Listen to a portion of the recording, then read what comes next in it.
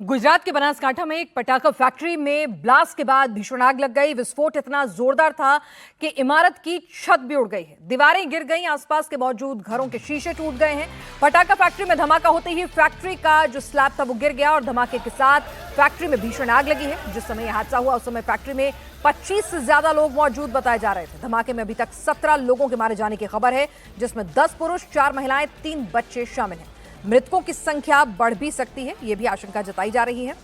SDRF और fire brigade की team अभी भी रेस्क्यू ऑपरेशन में जुटी हुई है। मलबे में दबे हुए लोगों की तलाश की जा रही है। पुलिस के साथ साथ एफएसएल की टीम पूरे मामले की जांच कर रही है।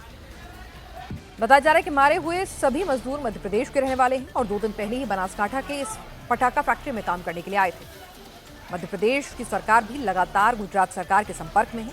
एमपी के सीएम मोहन यादव ने इस पूरे घटना पर दुख जताया। हमारे साथ निर्णय कपूर जी इस वक्त जुड़ चुके हैं। निर्णय जी, फिलहाल रेस्क्यू ऑपरेशन के क्या हालात हैं? कहा जा रहा है कि मरने वालों की संख्या बढ़ भी सकती है। आपके पास बनासकांठा से क्या अपडेट आ रहा है?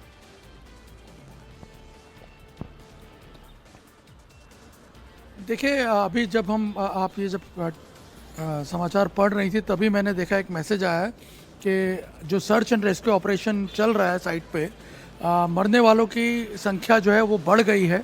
18 हो गई है मृतकों की संख्या और अभी भी सर्च एंड रेस्क्यू ऑपरेशन चल रहा है। मैं आपको बता दूं, पिनास घटना इतनी भीषण है कि जो पूरा का पूरा गोडाउन है, पहली बात तो 2-3 चीज़ें अभी क्लियर हुई हैं, क्योंकि सुबह 10:30 बजे की घटना थी।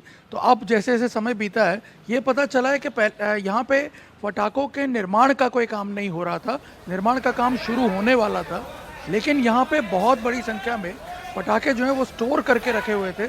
और ये अभी कंफर्म नहीं हो पाया है कि 2 दिन पहले मजदूर आए थे या 7 दिन पहले आए थे, वो अलग अलग वर्जन आ रहे हैं। लेकिन यहाँ पे बड़ी संख्या में मजदूर जो है वो आए हुए थे जिनको काम पे लगाना था, लेकिन परमिशन नहीं मिली थी पटाखा बनाने की। जो प्रशासन है उसने परमिशन जो है वो पहले से कैंसिल कर दी थी, ग्रांट नहीं की थी और इस वजह से काम शुरू नहीं हो पाया था। लेकिन यहाँ पे एक और जो बड़ी बात सामने आ रही है वो ये निकल के आ रही है कि यहाँ पे पटाखे स्टोर करने की परमिशन जो है वो भी नहीं दी गई थी, वो भी अवैध रूप से स्टोर किए गए थे। क्योंकि सबसे बड़ी वजह ये थी परमिशन ना दिए जाने की कि जितना भी ये गोडाउन का एरिया है यहाँ पे बिल्कुल भी वेंटिलेशन की कोई किसी प्रकार की सुविधा नहीं थी। ये पता चल पाया है प्राथमिक जांच में। और जो घटना है उसमें जो तथ्य सामने आ रहे हैं उसमें ये पता चला है कि ये मजदूर क्योंकि यहाँ आके रह रहे थे, हो सकता है खाना बनाते वक्त कुछ गैस का रिसाव हुआ है और जिसकी वजह से अचानक एकदम एक बड़ा ब्लास्ट हुआ और जो छज्जा था, जो छत थी पूरी, वो नीचे ढह गई और इसकी वजह से वो स्लैब गिरने की वजह से ज़्यादातर लोगों की डेथ हुई है।